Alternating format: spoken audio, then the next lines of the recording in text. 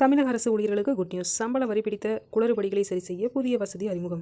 தமிழக அரசு ஊழியர்கள் மற்றும் ஆசிரியர்களின் நீண்ட நாள் கோரிக்கையை ஏற்று ஒருங்கிணைந்த நிதி மற்றும் மனிதவள மேலாண்மை திட்ட மென்பொருளில் நிலவி வந்த வருமான வரி பிடித்த குளறுபடிகளை சரி செய்ய நிதித்துறை புதிய வழிமுறையை அறிமுகப்படுத்தியுள்ளது. மென்பொருள் குளறுபடியால் அதிருப்தி. தமிழகத்தில் அரசு ஊழியர்களின் சம்பளம் மற்றும் நிதி நடவடிக்கைகள் IFHRMS இணையதளம் வாயிலாகவே மேற்கொள்ளப்படுகின்றனர்.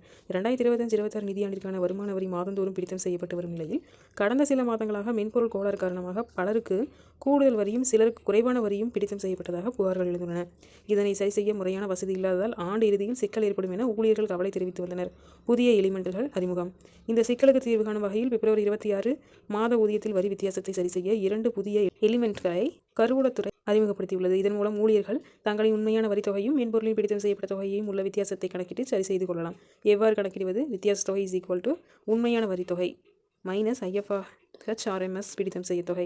உதாரணமாக ஒருவருக்கு 10,500 பிடித்தம் செய்யப்படுகிறது. ஆனால் கணக்கீட்டின்படி 10,000 மட்டுமே பிடிக்க வேண்டும் எனில் மீதமுள்ள 500 என்ற வித்தியாசத்தை உள்ளீடு செய்து ரீஃபண்ட் பெற முடியும்.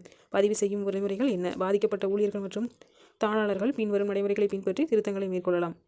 இணையதளத்தில் ஆட் எலமெண்ட் என்ட்ரி பகுதியை செல்லவும். தேதி பிப்ரவரி 2026 என தேர்ந்தெடுக்க வேண்டும். வருமான வரி வித்தியாசத்தை சரி செய்ய GTN இன்கம் டேக்ஸ் அரியர் என்ற எலிமெண்ட்டை தேர்வு செய்து தொகையை பதிவு செய்ய வேண்டும்.